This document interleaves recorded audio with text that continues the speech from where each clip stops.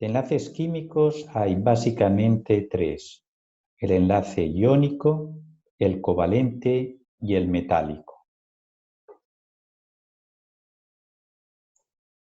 En primer lugar, vamos a comenzar con el enlace iónico. Se llama valencia iónica la carga que adquiere un átomo que acepta o cede electrones para completar su última capa electrónica, o también llamada capa de valencia. Aquí tenemos el caso del sodio Z11. Su configuración electrónica es 1s2, 2s2, 2p6, 3s1. Dijimos que pierde un electrón y entonces se transforma en el ion sodio más, que tiene 8 electrones en su última capa, 2s2, 2p6. Por esto se dice que la valencia iónica del sodio es 1 más, que es la propia de todos los elementos alcalinos. Asimismo, si ahora nos centramos en el cloro, que tiene Z igual a 17, su configuración electrónica es 1s2, 2s2, 2p6, 3s2, 3p5, tiene 7 electrones en su capa de valencia y por lo tanto lo que hará es ganar un electrón para conseguir 8 electrones en su capa de valencia y que por lo tanto pasamos a tener el anión cloruro, cuya valencia iónica es 1 menos. Así, entonces, observamos que las diferentes familias presentan unas valencias iónicas uniformes de acuerdo con la cantidad de electrones que tienen en la última capa. Entonces, ¿qué significa esto? Que todos la familia de los alcalinos tienen valencia iónica 1 más. Toda la familia de los halógenos tienen la valencia iónica 1 menos, y así podríamos seguir diciendo que los alcalinos térreos tienen valencia iónica 2 más, y así sucesivamente. Por lo tanto, podemos decir que el enlace iónico es la interacción entre el ion sodio más y el ion cloro menos, que tiene un signo contrario al sodio más. Es una interacción eléctrica entre una carga positiva y una carga negativa. A continuación, nos preguntamos cómo se sitúa el átomo de sodio cargado positivamente en el espacio y cómo se sitúan en el espacio las cargas, los aniones cloruro. El libro nos dice al respecto que la interacción entre iones no se limita a la pareja anión-catión. El campo eléctrico inducido por un ion provocará atracción por todos los iones de signo contrario que haya cerca. Bien, este es el caso de lo que vemos aquí. Tenemos la carga positiva del sodio rodeado, en este caso, de 6 iones cloro. Por lo tanto, se dice que el índice de coordinación, el IC del sodio, es 6. Asimismo, si esto lo aplicamos al ion cloruro, veremos que este está en el centro rodeado de 6 iones sodio cargados positivamente y dirigidos en las 3 direcciones del espacio, formando pues una estructura octaédrica. Se dice que también el índice de coordinación del cloruro es de 6 porque está rodeado en el espacio, dentro de esa red cristalina, de 6 iones sodio.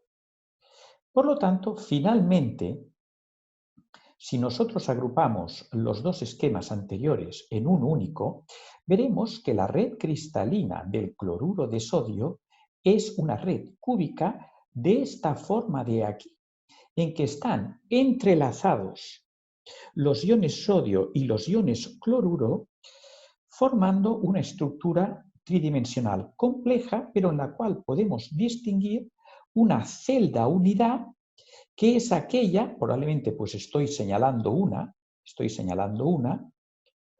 que es aquella que repitiéndose muchísimas veces en el espacio te da al final el resultado de una estructura tridimensional compleja.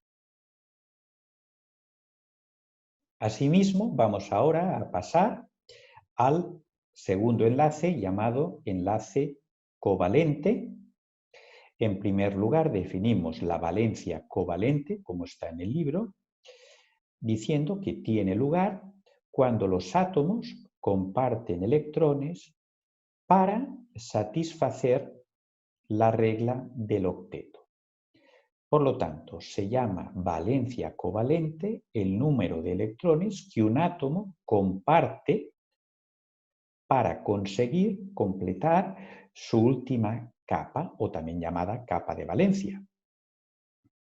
Como que es un número natural, se suele omitir su signo, es decir, no se habla de un signo más o un signo menos para la valencia covalente, como sucedía con el enlace iónico.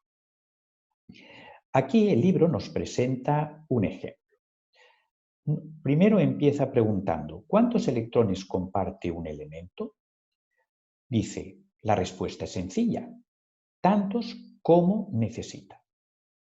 Y a continuación lo mostramos con el átomo de flúor, que es el cabeza de familia de los halógenos, que tiene Z igual a 9, su configuración electrónica es 1s2, 2s2, 2p5, por lo tanto tiene 7 electrones en la capa de valencia y efectivamente necesita un electrón para cumplir la regla del octeto. Por lo tanto, comparte ese electrón que tiene con otro átomo de flúor que tiene la misma configuración electrónica, evidentemente, que necesita un electrón y que también comparte el suyo, de tal manera que la valencia covalente del flúor es 1 y a continuación dice, el primer flúor necesita que le presten un electrón.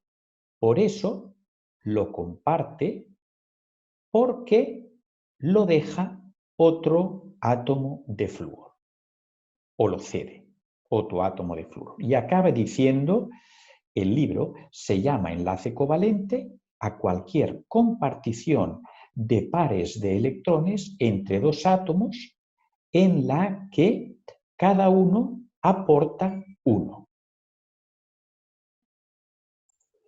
Explicado con estructuras de Lewis, diríamos que un átomo de flúor tiene esta estructura de Lewis de aquí, con un electrón desapareado y otro átomo de flúor distinto al primero, tiene esta estructura de Lewis de aquí, que es la misma, con, lo vemos, otro electrón desapareado. Entonces, los dos átomos deciden compartir estos dos electrones desapareados para que se forme un enlace covalente entre los dos átomos de flúor y de esta manera cada átomo de flúor cumple la regla del octeto, es decir, completa su última capa. Y esto se puede ver diciendo, bueno, pues que un átomo de flúor tiene 8 electrones en su última capa. Vemos que tiene en su posesión 4 rayas, por lo tanto, tiene 8 electrones en su última capa, pero también el otro átomo de flúor también consigue 8 electrones en su última capa gracias a que ha compartido un electrón con el otro.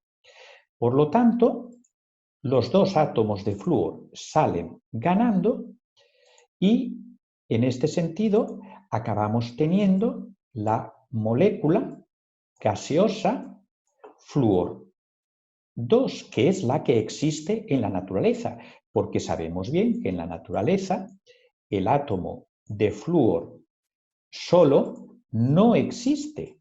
Lo que existe es la molécula de flúor 2. A continuación hablaremos sobre el enlace metálico, según dice el libro. El enlace metálico se produce entre dos elementos metálicos que tienen ambos tendencia a perder electrones. En esta situación, ninguno de estos elementos muestra tendencia a ganar electrones. Y por esto la solución más estable consiste en dejar libres los electrones y que estos sean compartidos entre todos los cationes que quedan. Tenemos el ejemplo del metal sodio. El metal sodio sencillamente se expresa así. Este es el metal sodio. No hay que confundirlo con el ion sodio más, sino este es el metal sodio cuya forma en la realidad es este sólido de aquí que parece un poco tipo plastilina. Bueno, ¿por qué sucede este enlace metálico? Aquí tenemos un átomo de sodio con 11 electrones, tenemos su configuración electrónica y entonces pierde un electrón, se transforma en sodio más porque ha perdido uno y tenemos otro átomo de sodio que también pierde un electrón y entonces se transforma en sodio más, que cumple la regla del octeto porque ha completado su última capa con 8 electrones, de tal manera que tenemos estos dos átomos de sodio cargados ahora positivamente, que han cedido cada uno un electrón, de tal manera que, como nos dice aquí la figura, todos los electrones que no hacen falta pasan a formar parte de lo que se llama la nube de electrones. Es decir, cada átomo de sodio de aquí, por ejemplo, pues los sucesivos átomos, no solamente dos, sino realmente una gran cantidad, ceden un electrón a lo que se llama la nube de electrones. De tal manera que la estructura que tenemos en el espacio son una estructura tridimensional en la que tenemos sucesivos átomos de sodio, los cuales cada uno ha cedido un electrón formándose una nube electrónica, la cual está presente esta nube electrónica entre los diferentes cationes sodio más y haciendo, podríamos decir, de cemento entre los ladrillos que son los iones sodio más. Esto es, en esencia, el fundamento del tercer tipo de enlace llamado enlace ion. Por otro lado, quería hablar sobre la energía de enlace, que se basa en el siguiente principio. Dos átomos se enlazan porque buscan una situación de máxima estabilidad, es decir, de mínima energía. Y esto se consigue cuando las fuerzas que actúan sobre ellos son mínimas. Es lo mismo que hemos estudiado en física. Pues bien, las fuerzas que intervienen en los enlaces son básicamente de dos tipos: fuerzas de atracción y fuerzas de repulsión. Bien, a continuación hablaremos de los enlaces dobles y triples. Conviene decir que si esta es la estructura de un átomo de oxígeno y esta es la de Lewis de otro átomo de oxígeno, lo que sucede es que este electrón desapareado de aquí comparte con otro electrón desapareado de otro átomo de oxígeno. Lo mismo pasa con este electrón de aquí, que es compartido con otro electrón desapareado de aquí, y entonces lo que en estos momentos tenemos es la molécula de O2, en la cual se han establecido dos enlaces covalentes, esta vez dos enlaces covalentes, que es lo que se llama un enlace doble. Es este enlace de aquí, dando lugar a la molécula de oxígeno que existe en la naturaleza. Asimismo, si hacemos lo mismo con el nitrógeno, este electrón desapareado de aquí es compartido con este de aquí se comparte con este de aquí y por último este de aquí con este electrón de aquí, entonces pasamos a tener tres enlaces covalentes entre dos átomos de nitrógeno. Por supuesto, cada átomo de nitrógeno conserva sus pares de electrones apareados y pasamos a tener lo que se llama el enlace triple, que es un enlace más fuerte que el enlace doble y más fuerte que el enlace simple, dando lugar a la molécula de nitrógeno. Por lo tanto, resumiendo, la molécula de oxígeno está formada por un enlace doble y la molécula de nitrógeno por un enlace triple. Aquí tenemos un simulador en que se muestra un átomo de neón fijo y otro átomo de neón móvil que en estos momentos se va acercando progresivamente al otro átomo de neón. En el eje de las X del gráfico tenemos la distancia entre átomos, que es una distancia muy pequeña, y en el eje de las Y tenemos la energía potencial de estos dos átomos de neón, que es una energía potencial de naturaleza electrostática. Vemos que efectivamente la energía potencial, mientras se va acercando, es siempre la misma, lo vemos, pero hay un momento en que se va acercando cada vez más y ahora pues empieza a bajar la energía potencial, lo cual implica que se está estabilizando el sistema, es decir, el sistema formado por estos dos átomos se está estabilizando y en estos momentos vemos cómo, y en este momento, que es el momento mínimo de energía potencial mínima antes de que vuelva a crecer, vemos, si nos fijamos, que cada átomo de neón tiene dos fuerzas. Una fuerza de color amarillo, que es lo que se llaman las fuerzas atractivas o de Van der Waals, son atractivas entre electrones y núcleos, que en estos momentos pues, son muy grandes.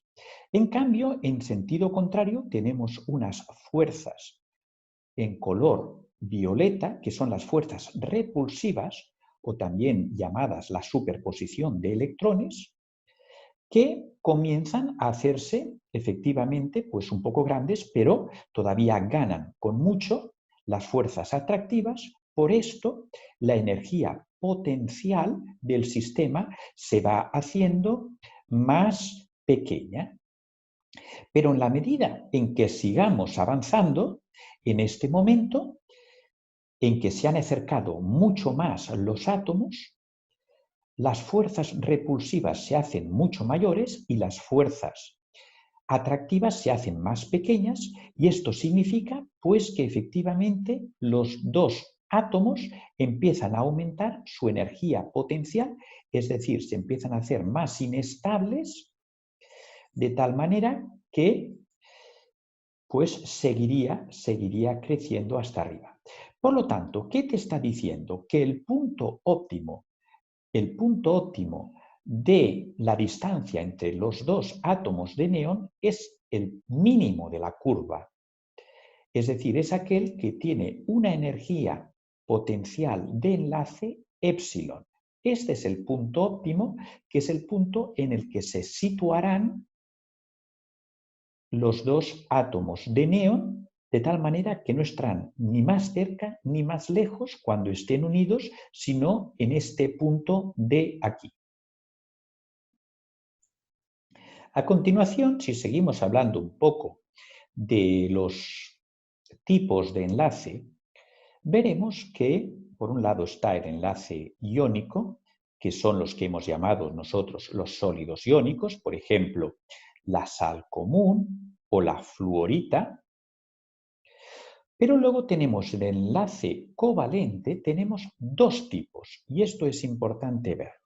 Por un lado están las sustancias moleculares, como por ejemplo el agua o el gas nitrógeno.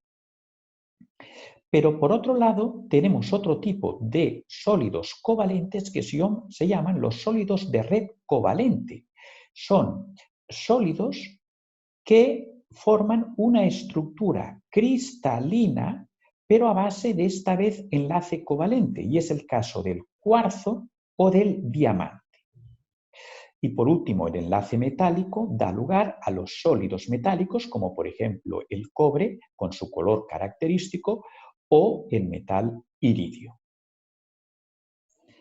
En cuanto a las propiedades de las sustancias iónicas, podemos decir, como nos explica el libro, que las sustancias iónicas están formadas por cationes y aniones que se atraen gracias a la fuerza eléctrica que tiene esta fórmula de aquí. La fuerza es igual a una constante K por la carga de la primera partícula por la carga de la segunda partícula partido por la distancia entre ambos átomos o partículas elevado al cuadrado. Entonces, dice que analizando la fuerza electrostática observamos que esta F será más grande cuanto más grande sea la carga de los iones y, por otro lado, cuanto más pequeños sean los iones, y esto pasa cuando los números atómicos sean más pequeños. Es decir, un ion con un número atómico 3, que es el caso del litio, pues es más pequeño que un ion con un número atómico más alto, como el sodio, que tiene Z igual a 11. Entonces, el radio del litio es más pequeño que el radio del sodio. Entonces dice, a causa de la fortaleza del enlace iónico, se presentan siempre estos en estado sólido a temperatura ambiente. Sus temperaturas de fusión y de ebullición son de medias a muy altas y permiten utilizarlos como material refractario. Material refractario es aquel que le cuesta mucho fundirse. Y entonces aquí tenemos varios ejemplos de compuestos iónicos, el cloruro de sodio, su temperatura de fusión es 800, el óxido de magnesio, que es 2800, el óxido de calcio, que es 2580, el óxido de estroncio, 2430 y el óxido de bario, 1923.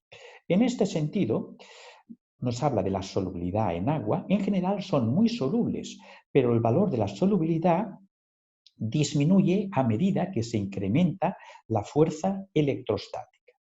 No obstante, el efecto no es tan evidente y hay muchas excepciones. Dice que habitualmente la solubilidad se incrementa con la temperatura, pero también hay excepciones importantes, como el caso del carbonato de calcio. Bueno, si vemos este gráfico, y yo me centro ahora en el nitrato de potasio, que es esta línea verde de aquí, veo que en la medida en que subo la temperatura, que es el eje de las X, en la medida que subo, la solubilidad de la sal de nitrato de potasio en agua aumenta, como lo sabemos muy bien, aumenta. O si, por ejemplo, me centro en el cloruro de potasio, que es esta línea casi recta azulada de aquí, pues en la medida en que aumenta la temperatura, la solubilidad también aumenta porque la recta crece. Pero hay alguna excepción, nos decían, como el caso del sulfato de cerio, que vemos que es esta línea de aquí que estoy señalando ahora, pues que en la medida en que aumenta la temperatura, la solubilidad, sin embargo, va disminuyendo. Y luego también pues hablarnos de la conductividad eléctrica de los sólidos iónicos. A pesar de que el sólido está formado por cargas, estas cargas no tienen libertad de movimiento. Y por esto una sustancia iónica no es capaz de transmitir la corriente eléctrica en estado sólido, porque las partículas, vuelvo a decir, están fijas en la red cristalina. Cuando la sustancia está fundida o en disolución, las cargas ya tienen capacidad de trasladarse y pasa a ser una sustancia conductora. Aquí tenemos un ejemplo.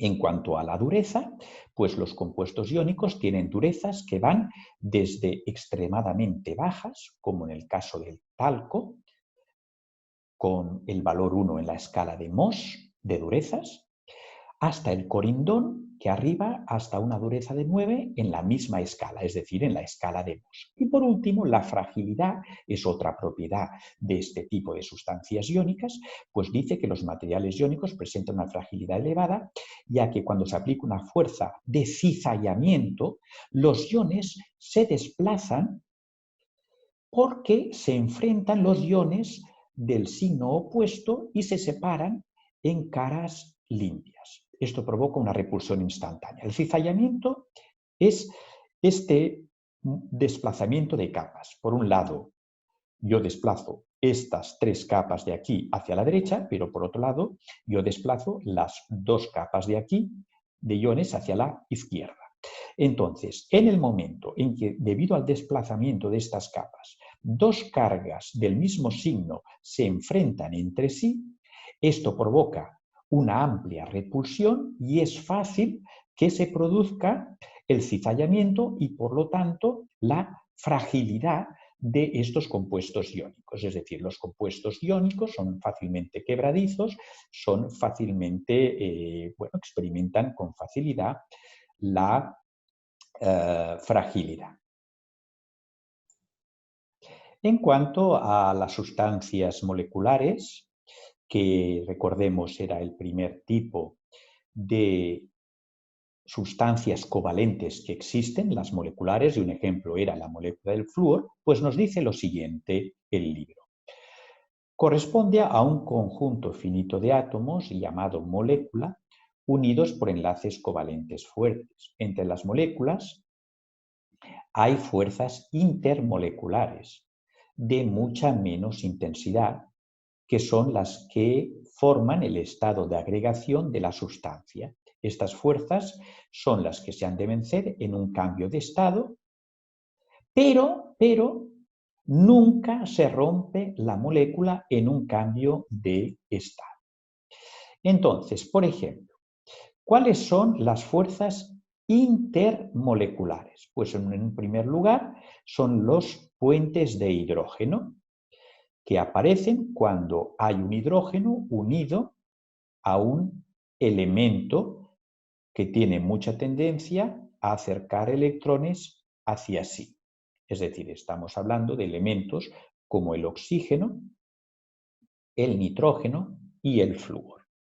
En este caso, pues vemos que el hidrógeno, cuando está unido por enlace covalente a un oxígeno, tiende a perder electrones, nunca del todo, de modo que queda parcialmente cargado positivamente. Esto es lo que significa la delta positiva, significa que tiene una carga parcial positiva, y el oxígeno queda con una ligera carga parcial negativa.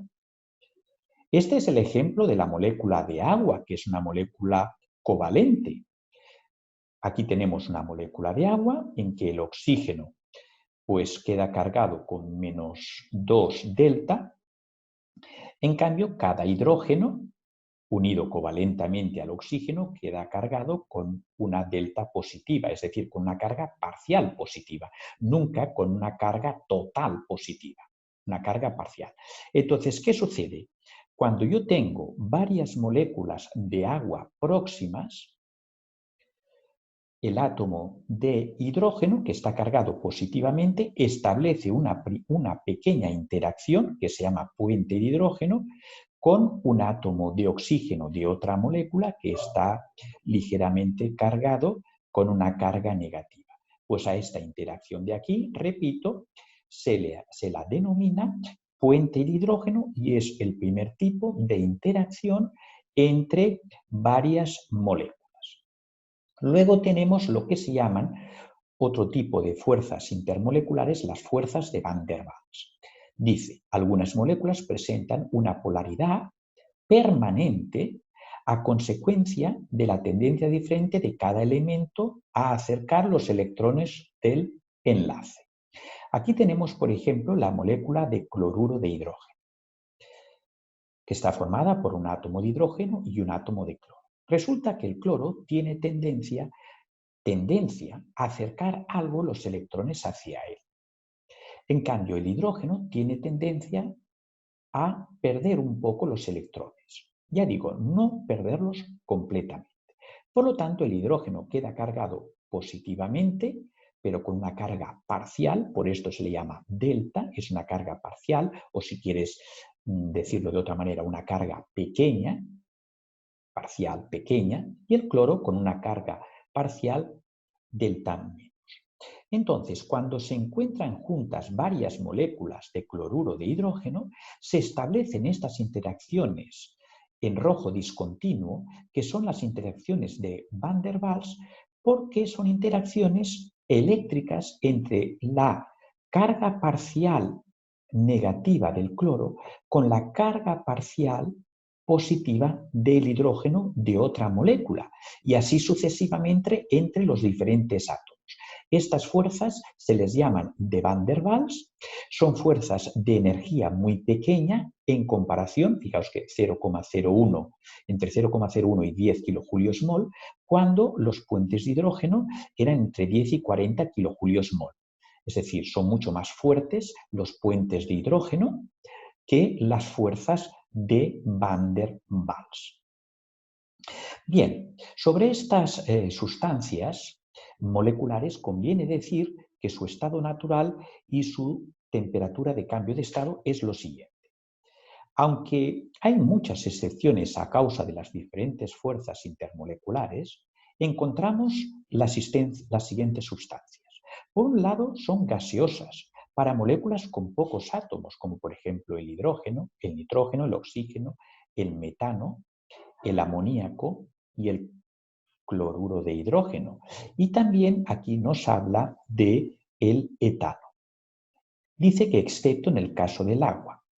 Líquidas, pues son para moléculas que más o menos tienen 10 átomos, como por ejemplo el octano, que es el componente de la gasolina, C8H18, y luego tenemos sustancias moleculares sólidas, que son aquellas que tienen pues más o menos pues más de 10 átomos o 10 átomos más o menos entre ellas, como por ejemplo 10 átomos o más de 10 átomos, como por ejemplo la glucosa. Dice que a causa del hecho de que las fuerzas intermoleculares, es decir, las fuerzas entre moléculas son débiles, sus temperaturas de fusión y de ebullición son bajas o muy bajas. Luego, la solubilidad en agua. Dice que la solubilidad del agua es muy variable para estas moléculas. Las hay que son solubles, que son las que son muy polares o presentan puentes de hidrógeno. Muy polares significa que son moléculas que unos átomos tienen carga parcial positiva y otros átomos carga parcial negativa. Estas son las moléculas polares. Digamos, por ejemplo, el amoníaco o, por ejemplo, que es NH3, o el salfumán, que es HCl, que estos días utilizamos con frecuencia para limpiar baños, etc. Pero generalmente son insolubles las que no cumplen, que son miscibles en el agua, como por ejemplo el aceite o la gasolina. En cuanto a la conductividad eléctrica, como que no tienen cargas eléctricas libres, no conducen la corriente eléctrica en ninguna circunstancia. No extrema, claro. La percepción errónea según la cual el agua conduce la corriente eléctrica se debe al hecho de que se habla de agua corriente. Y el agua corriente, el agua de grifo, en el fondo, si conduce algo la corriente es porque tiene sales dentro, no porque sea agua pura. Y por último, en cuanto a dureza y fragilidad, solamente podemos hablar de dureza de las sustancias sólidas, la cual es bastante baja, de manera que se puedan rayar muy fácilmente. Y a causa de la debilidad de las fuerzas intermoleculares, su fragilidad es extrema. Son extremadamente frágiles las sustancias moleculares sólidas. No estamos hablando ni de las gaseosas ni de las líquidas. Hasta el punto de que algunas, como los aceites o las grasas, pueden incluso, de lo frágiles que son, actuar como lubrificantes. Hasta aquí, por lo tanto, las propiedades de las sustancias covalentes moleculares. Además de las moléculas covalentes, tenemos las sustancias covalentes, que están constituidas por un entramado tridimensional de átomos unidos por enlaces covalentes fuertes. Sus propiedades difieren mucho según la estructura que formen. Y entonces aquí el libro nos da dos ejemplos. Uno es el diamante. El diamante es una sustancia covalente, no es una molécula covalente, sino es una sustancia covalente porque es un entramado muy complejo.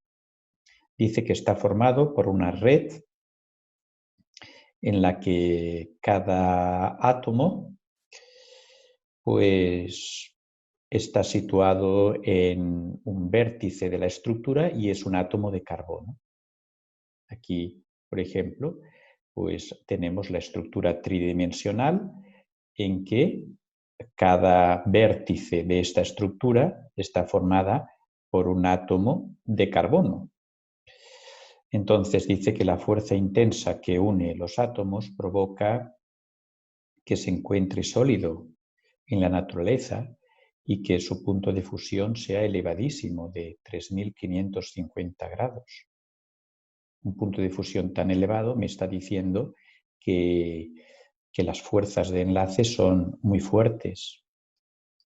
Dice que a causa de sus uniones covalentes el diamante es insoluble en agua y presenta una conductividad eléctrica cero, ya que su estructura no tiene cargas. Los átomos que lo constituyen son átomos sin carga, son átomos neutros, átomos de carbono pero neutros, no como en el enlace iónico que tenían una carga. Por el contrario, dice que es la sustancia más dura conocida y només se puede rayar con otro diamante, esto en cuanto a la propiedad de la dureza. Y por el contrario es un material bastante frágil y se exfolia en porciones que presentan caras bien definidas. Esto pasa porque en unas orientaciones determinadas pues la cantidad de enlaces que tiene es muy inferior que en otras direcciones. Esto pues se puede ver en este corte virtual de aquí. Bien, y otro que quería hablar es otra estructura covalente o sustancia covalente, no molécula, vamos a diferenciarlo de ese otro bloque, es el grafito, que está constituido por un entramado bidimensional formado por átomos de carbono que están unidos Covalentemente, en cada lámina los átomos de carbono están unidos de manera covalente, pero entre láminas mediante los enlaces de Van der Waals que ya vimos anteriormente. Aquí tenemos un esquema de una lámina, de otra lámina. ¿Y qué se nos dice sobre el grafito, que es el constituyente de las minas de los lápices? Básicamente, es un sólido que en condiciones estándar tiene una temperatura de fusión muy elevada, parecida a la del diamante, 3528 grados centígrados. Las capas son tan enormes comparadas con las distancias que las separan. Esta es la distancia que separa las capas, que las fuerzas que las mantienen unidas son considerablemente elevadas. Es insoluble en agua, tal como se puede observar cuando se quieren eliminar manchas de mina de lápiz de las manos.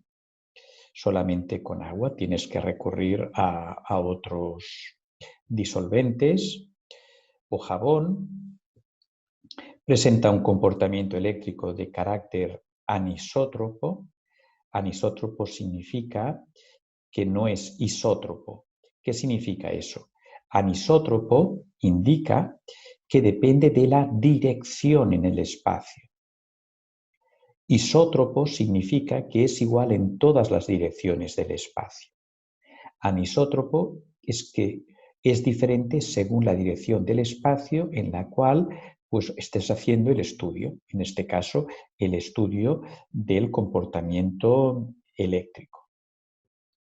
Es decir, conduce mejor en direcciones paralelas al entramado de capas hexagonales que en direcciones perpendiculares a estas capas. Es decir, que una conducción en este sentido del cursor es casi nula. Es casi nula, como nos indica aquí este diálogo. En cambio, en el sentido de las capas, tanto en un sentido así como así, según estos ejes, pues la conducción de la corriente eléctrica es muy superior. Dice que la razón es que por encima y por debajo de las capas hay una deslocalización electrónica parecida al nube de electrones que tienen los metales y, por tanto, con cargas con capacidad de movimiento. Es decir, justo aquí en estos espacios entre dos capas existe pues como una nube electrónica parecida a la de los enlaces metálicos. Por último, su fragilidad es extrema hasta el punto que sirve de lubrificante sólidos para uniones y engranajes. Por otro lado, su dureza también es anisótropa. Es muy elevada en los planos paralelos a las capas, pero es ínfima en los planos perpendiculares a estas capas. Por último, en cuanto a las sustancias metálicas, que son las formadas por los enlaces metálicos, dice que corresponden también a una estructura cristalina formada por cationes envueltos de una nube de electrones que se mueve alrededor. Esta unión es muy fuerte y a causa de que se comparten muchos electrones. Entonces, bueno, en cuanto al estado natural, dice el libro, se presentan sólidos en todos los casos, a excepción del mercurio. Igualmente, sus temperaturas de cambio de estado son muy variables, alcanzan el máximo pues en el grupo 6 con el wolframio, que funde a 3422, y disminuyen hacia los laterales, como en el sodio, que hoy tiene una fusión de 97,8, o el estaño, que se utiliza tanto en soldaduras, que funde a 505 grados centígrados. En cuanto a la dureza, pues su dureza evoluciona de manera parecida a la temperatura de fusión, en general de cambio de estado, es máxima en los alrededores del grupo 6, como por ejemplo decíamos el wolframio, y es muy baja en los extremos, como en los extremos se refiere pues, de los metales, como es en el caso del sodio. Por ejemplo, el estaño consigue marcarse con una uña y el sodio se corta con un cuchillo, por lo tanto tiene una dureza muy baja. Su solubilidad en agua pues son todos insolubles, el agua es incapaz de destruir la red metálica, aquí tenemos, que ya que quedaría cargada. La conductividad eléctrica, a su vez, pues son muy buenos conductores de la electricidad, ya que tienen electrones en libertad de movimiento. Su resistencia aumenta con la temperatura y la agitación de los núcleos dificulta el movimiento de los electrones, que es lo que sucede cuando aumenta la temperatura, que los núcleos empiezan a agitarse, los núcleos son las cargas positivas, empiezan a agitarse y esto dificulta que la nube de electrones se pueda mover con mayor libertad. Por lo tanto, dificulta la temperatura, la conductividad eléctrica. Y por último, en cuanto a la propiedad de la fragilidad, son lo opuesto a frágiles, es decir, que son dúctiles. ¿Qué significa dúctiles? Que se deforman por tracción produciendo hilos. Y además son maleables. Los metales como el hierro, el sodio, el estaño.